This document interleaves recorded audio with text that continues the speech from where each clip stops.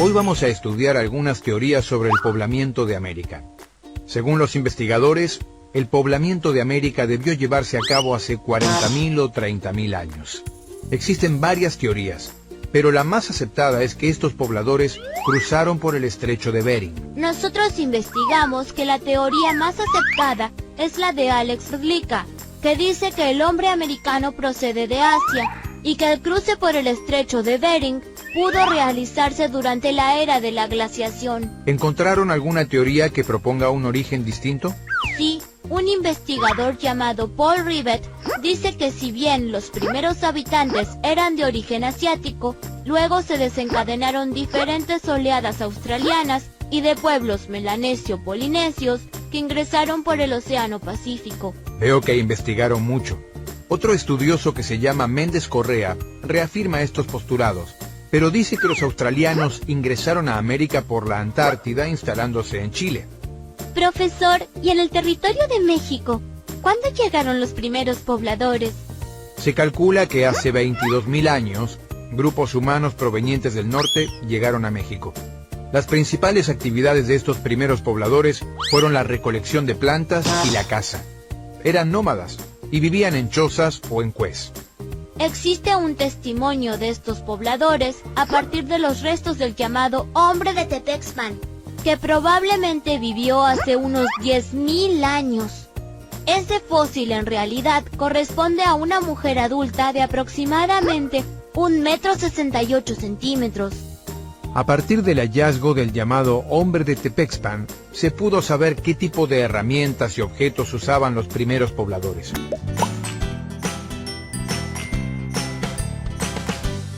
Maestra, nosotros decidimos hacer la composición acerca de la contaminación ambiental. Muy bien, es un tema muy interesante. ¿Recuerdan todo lo que vimos en clase, no? Sí, vimos diferentes formas de contaminación. Sí, por ejemplo, en los ríos, porque algunas industrias arrojan sus desechos directamente al agua. Los frigoríficos desechan lo que no les sirve más. Las industrias son en parte culpables, pero no tenemos que olvidar que todos somos responsables de lo que ocurre en nuestro mundo. ¿Y qué podemos hacer para cuidar al planeta Tierra? Podríamos evitar ruidos muy fuertes que afectan el oído. También que los autos o los camiones emitan gases con sus escapes. También se perjudica a la Tierra cuando se cortan más árboles de los necesarios para extraer sus maderas. Podemos reciclar el papel, ¿no? Sí, también se podría controlar la cantidad de animales que pueden pastorear en un terreno, ya que cuando son muchos, el terreno queda sin minerales vitales para el crecimiento de las plantas. Pero entonces, ¿cualquier actividad que haga el hombre perjudica al medio ambiente? No es tan así tampoco. Les propongo que sigan investigando.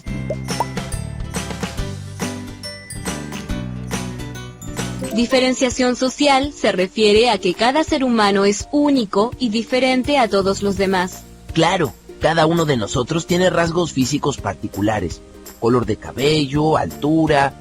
No solo eso. La diferenciación social también hace referencia a un conjunto de caracteres psicológicos, culturales y a las circunstancias y experiencias que cada persona vivió a lo largo de su vida. Imagina dos personas que viven en el mismo vecindario y una de ellas practica la religión católica y otra la religión judía. Y en un mismo edificio puede vivir un descendiente de polacos y otro de españoles. Eso es diferenciación. Ah, ya entiendo. ¿Y la desigualdad? El concepto de desigualdad hace referencia a la distribución desigual de oportunidades y recursos dentro de una sociedad homogénea. ¿Puede darnos un ejemplo de desigualdad? Supongamos que hay un puesto de trabajo en una empresa donde los requisitos son que el candidato sepa usar una planilla de cálculo y tenga amplios conocimientos del idioma inglés. Y se presentan dos personas, una que reúne los requisitos y otra que no. En el segundo caso, la familia de esta persona no tuvo dinero para pagar clases de inglés particulares y el aula de computación de su escuela tenía pocas máquinas para muchos chicos. ¿Qué pueden decir de esta situación? Que estas dos personas están en desigualdad de condiciones para acceder a ese puesto de trabajo. Significa que la desigualdad hace referencia a la posibilidad que tienen las personas de acceder a determinados recursos que son valorados en la sociedad: educación, salud, entretenimiento, alimentación, trabajo.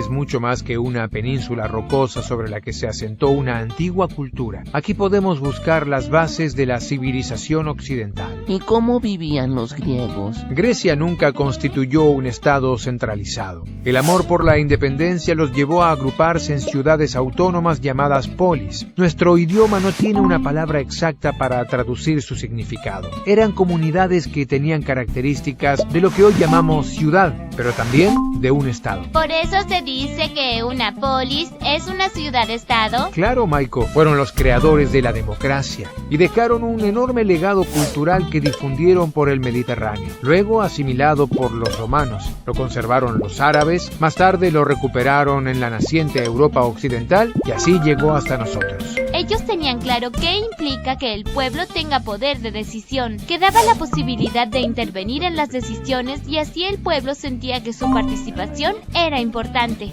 Es el que permite reducir la inestabilidad política y asegurar a los ciudadanos que por mucho que disientan con las políticas del gobierno en un momento dado, siempre tendrán una oportunidad de cambiar a quienes gobiernan o sus políticas. Eso está muy bien.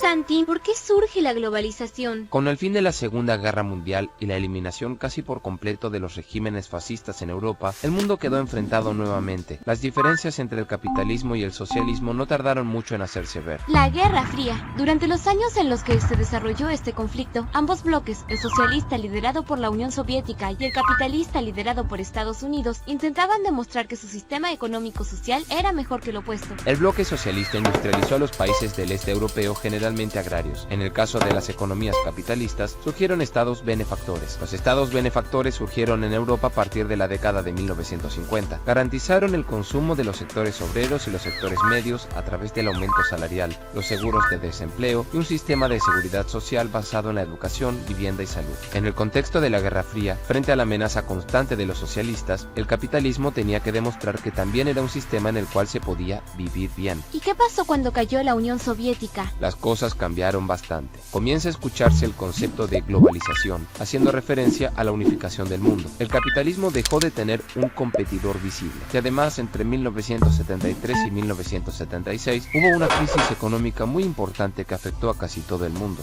Sí, los países que conformaban la Organización de Países Exportadores de Petróleo, OPEP, aumentaron el precio del petróleo y esto afectó a las economías centrales, cuya energía principal para sus fábricas estaba basada en este combustible. Exacto. Entonces, algunos intelectuales y economistas acusaron al Estado benefactor de causar la crisis. Por lo tanto, comenzaron a pensar en alternativas económicas diferentes. Allí empezaron a implementarse las políticas neoliberales. Así es. El final de la Unión Soviética, la competencia entre el capitalismo y el socialismo, todo esto, para algunos, marcó el final de una época. Pareciera que el capitalismo hubiese triunfado. Además, la circulación de capital y mercancías no se obstaculiza con regulaciones estatales. Esto permitió que el capitalismo de libre mercado se expandiera y la globalización de la economía fuera la nueva estrategia de reorganización capitalista. Esta idea del fin de la historia corresponde a una visión optimista de la globalización, pero también existe una visión pesimista sobre este proceso, como podemos ver. ¿Qué razones dan quienes tienen una mirada optimista para defender su idea? Relacionan la globalización capitalista con un mundo similar a una aldea global, donde no existen las desigualdades ni los conflictos. En esta aldea global, las nuevas tecnologías, los medios de comunicación y la economía de libre mercado ayudan a que el planeta se homogenice. Además, para estos intelectuales, la globalización es un hecho inevitable porque el capitalismo ha triunfado. ¿Una aldea global sin desigualdades?